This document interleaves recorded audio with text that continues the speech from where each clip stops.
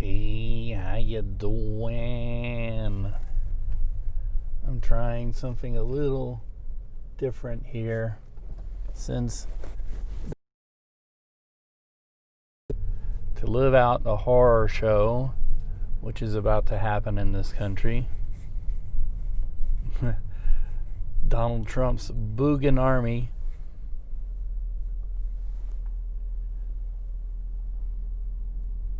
So it's welcome to CW3 or Civil War 3. Why 3? Well, if you think about it, the first Civil War was when the United States separated from England. The second, of course, was the war over slavery. And then the third is question mark, question mark, question mark.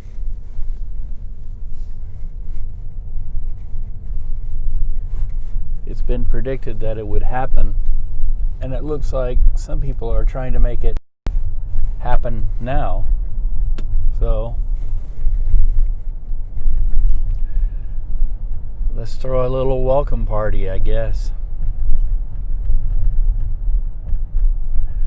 I don't know.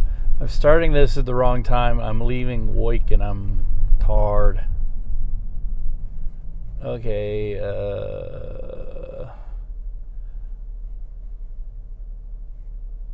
I need a lane, but I don't want to cut anybody. This is weird. Oh well. So yeah, things are about to get really uncivilized, I guess. People really want this to happen. I mean, peace and prosperity are just not enough. We got to drag everybody down to where we're going to live in a place like, let's say, Syria. But I mean, after all, it was a good run, I guess. Will there be an America after all is said and done? I don't know, but we have,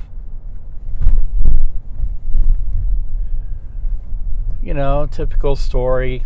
People get greedy for power and they want more, and they're not willing to give an inch to let go of it, because with power comes money and privilege, and screw everybody else. So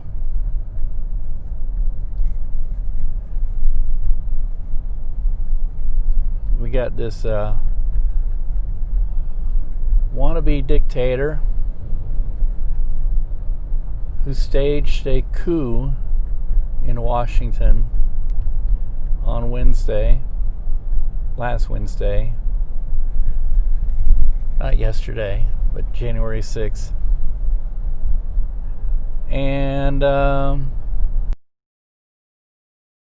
he's got a lot of people riled up at him and angry, and rightfully so. I mean, people enjoyed living in a liberal democracy, and I don't mean that in term as in liberal as in liberal versus conservative, but liberal as in sort of a live and let live, let people do their own thing kind of country. And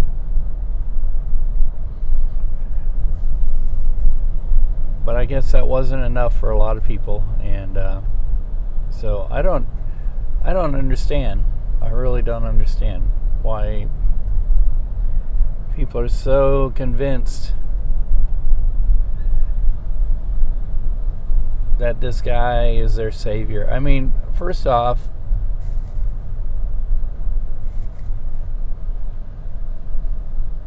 he's somebody that just kind of inherited wealth, and the family history is not the prettiest. But many people who've had a lot of wealth is not necessarily a pretty story involved in that. But as I ramble, because I'm so tired and I'm trying to keep myself awake, I might from time to talk about what's going on, theories on what's going to happen. I mean, I already have my theories. I did a whole thing on it. Actually, I was influenced by a movie. And the movie was V for Vendetta. And it was a line from the movie that talked about the history of the world, what the world is going through in the V for Vendetta universe. And it mentioned America was caught in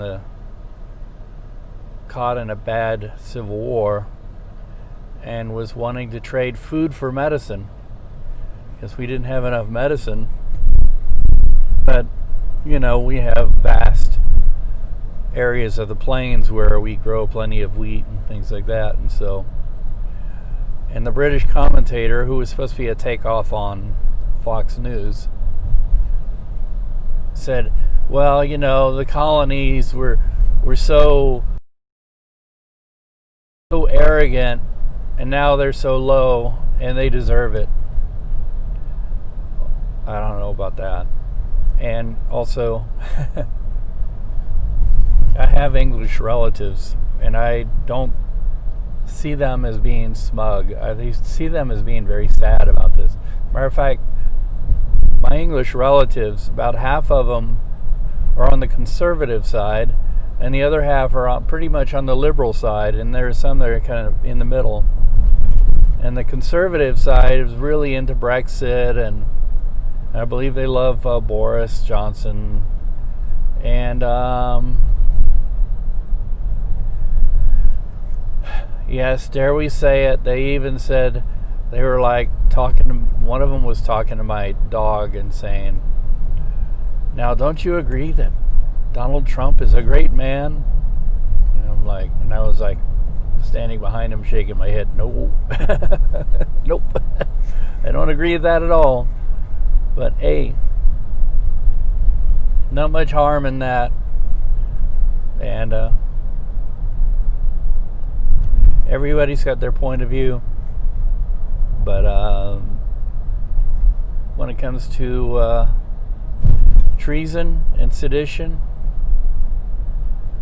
and trying to destroy our democracy to get what you want, I mean, what's going to President Trump dictatorship for life?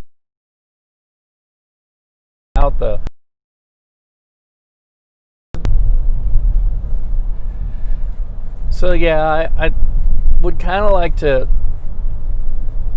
have a more objective discussion, or a wannabe objective discussion, without the emotionality of I'm a liberal, I'm a conservative, the yay team. No, I don't like that stuff. As a matter of fact, I don't even believe in liberal or conservative. I don't believe the cycles of history. Yeah, there are people who are very nationalistic and proud of their country and want to preserve that. I guess you call them the conservatives. And then there are people who are more progressive and want who are more apt to say bad things about their country and more step outside of themselves and look down their noses at maybe rural, uneducated people or whatever. And I guess you might call them liberals. But you know what? If you take two people and you put them in a room together, and one is a liberal ideologue and another is a conservative ideologue, let's say like Archie Bunker versus what was his name, Meathead, I can't think of the character's name, but if you listen to them like the same person, because they are the same person, it doesn't matter what your polarity is.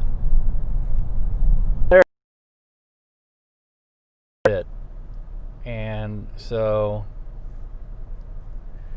I guess in order for there to really be a civil war, you have to have two extreme points of view, as in the polarity different polarities. I mean, the points of view, it doesn't matter what people are arguing or fighting about. The polarity is to the point that they're looking at the other people. Just like when you're in high school sports, there's some people who get so caught up in their yay team mentality that they are willing to fight. I mean, literally fight and hurt other people just because they belong to another team. And when you get people who feel that way, but they're on different teams, it doesn't even matter what they're fighting about. All they're really fighting about is that somebody from another team, another tribe, and we want to fight them. And ultimately it comes down to that last phrase, we want to fight. And so there are a lot of people out there who think that they're fighting for a holy cause, but if you ever look at it, look at them, look at their lives, look at the way they are, these are people who just want to fight. It doesn't matter what they're fighting about, they just want to fight.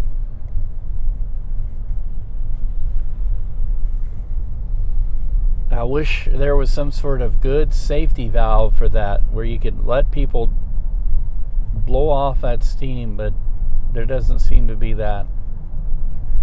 You know, there's a perceived enemy out there, and we've got to take the enemy down. Dehumanize the other side. And, you know, in the past, that enemy has always been some foreign power. But in the past,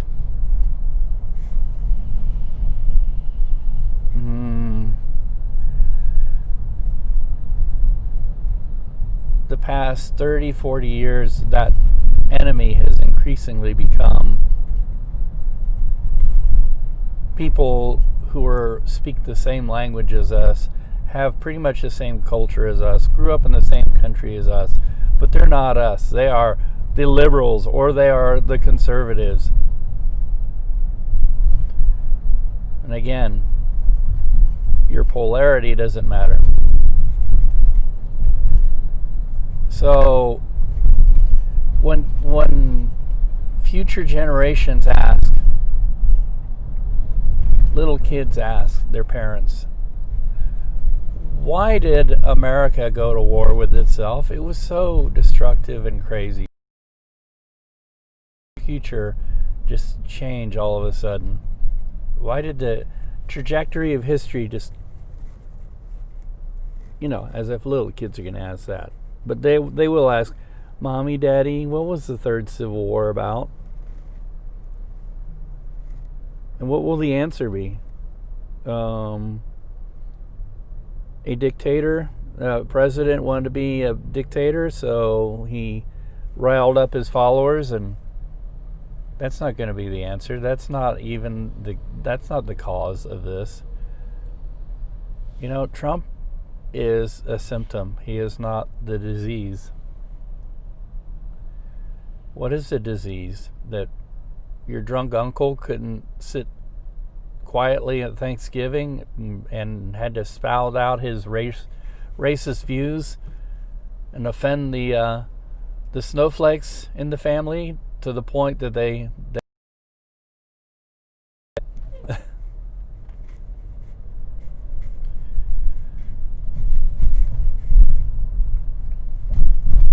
I don't know. Maybe that's something to ask a better historian than I. I'm just an amateur. I'm not an expert in any way, shape, or form.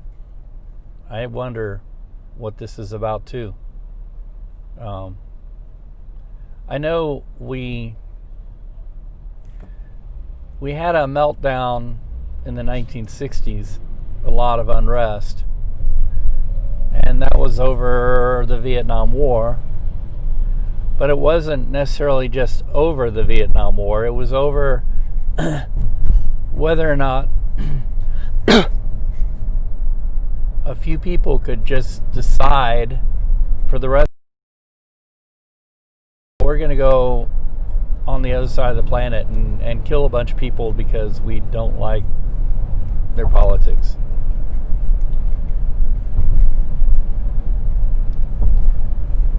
Is that it? I don't know. But there's just more and more increasing intolerance. And yeah, let's not forget the elephant in the room, and that is racism.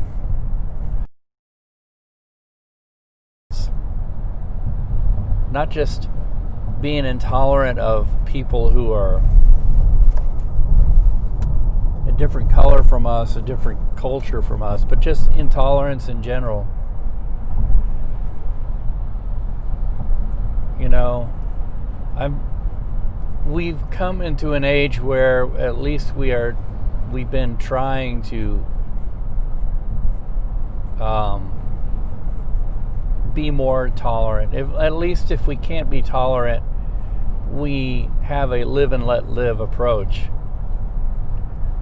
But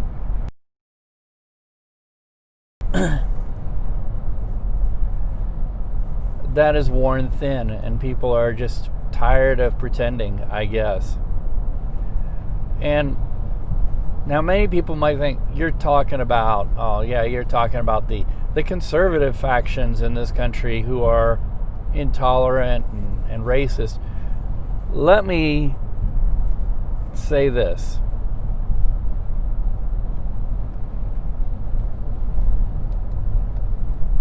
As soon as I set my cruise control. I am driving, of course. I have said that it doesn't matter what a person's polarity is,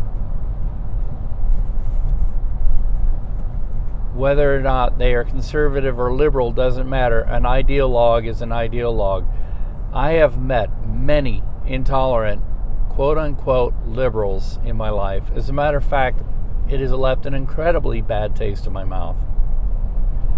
Almost more than a straight out, flat out racist who just doesn't. Why it's left a bad taste in my mouth is because it's a sort of a passive aggressive form of intolerance. Like, oh, we're so open-minded and progressive and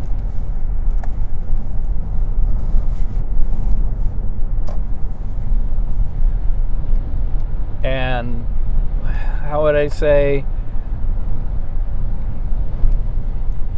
Yeah, I think you know what I mean. I hope I know what I mean. But yet there is this undertone of intolerance, of like,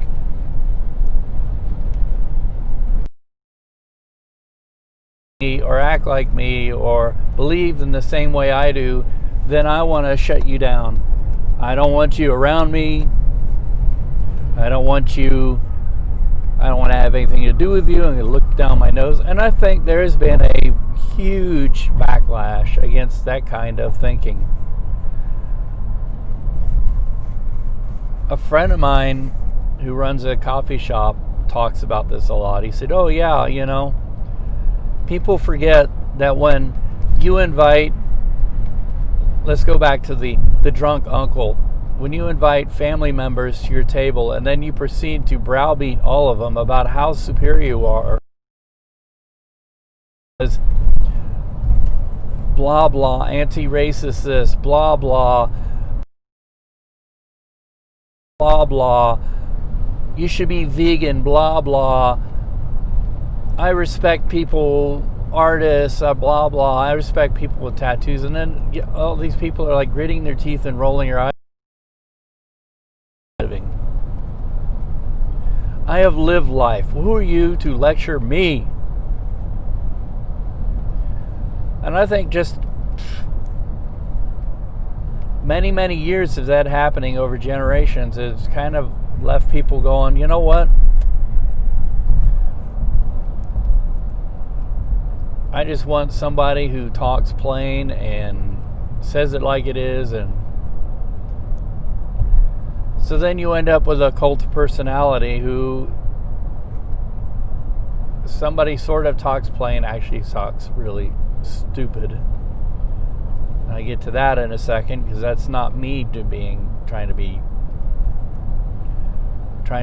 like, I'm better than you, I'm superior. That's me just saying, I don't respect anybody who doesn't know or understand at least a little bit about history.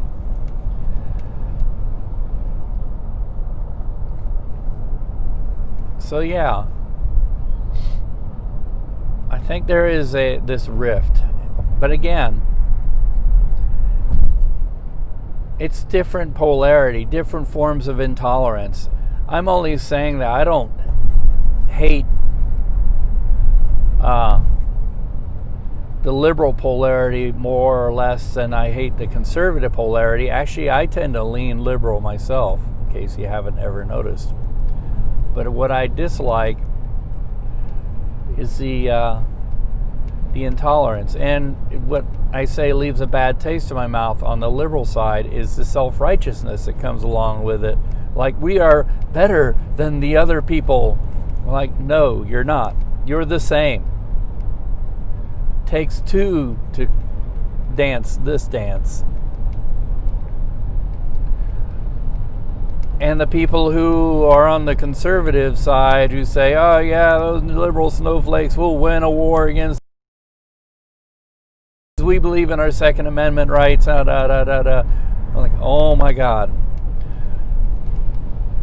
You're creating an enemy, and you are totally underestimating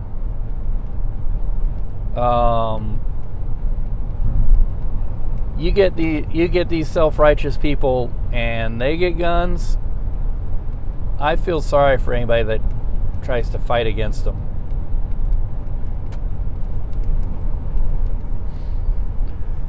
So yeah, so we got all this hate and intolerance going around, and people not willing to bend anymore. You got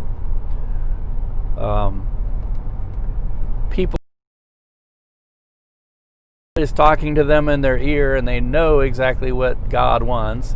And then you got other people who are like, there is no God, but the universe is talking to me, and you guys are an abomination. Yeah. I just hope that some responsible party can come along and take their freaking nukes away. Freaking nukes away. And I predict that will happen, actually.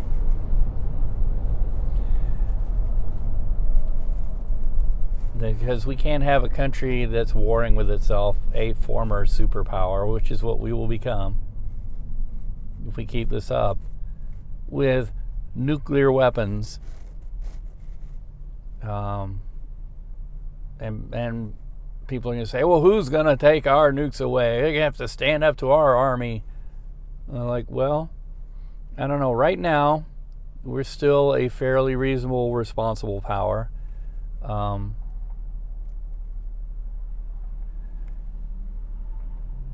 I look for several things to happen, several signs, and one of those signs is the institutional civil war. Now, right now what we have is an insurgency. People who've gotten radicalized to the point that they're willing to shoot their neighbors.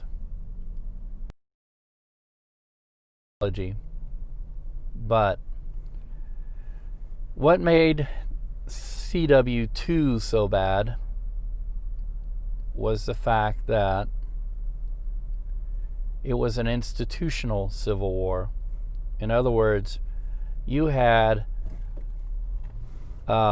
essentially two parts of the country that had their institutions, their traditions, their own banking system, their industry, their own governments.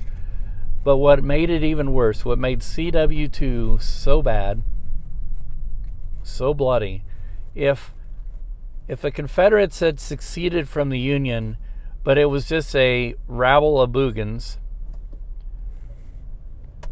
then the Union would have marched in about less than a year, probably no more than 2 years, would have wiped the slate clean of them. What happened was you had all these West Point trained soldiers, professional military men, who were seasoned soldiers, by the way. Many of them had fought in the Mexican-American War. I think maybe about half, almost 50-50 split, went to one side or the other. And so you really had a chess match, a bloody chess match going between equally strong sides. Now, the Confederacy was no match for the Union in industrial output and population, things like that, but it made up for that by having excellent officers, all of them, pretty much all of them, West Point graduates. As a matter of fact, when the armies met on the battlefield, many of them were roommates and could even recall what class, like, I remember Jackson, he was like X in the class, or because they all went to the same place and was educated in the same ideas and tactics. Well, anyway, I might continue this, I might not, but I'm gonna be doing this when I'm driving. So it's time to head home. So woohoo!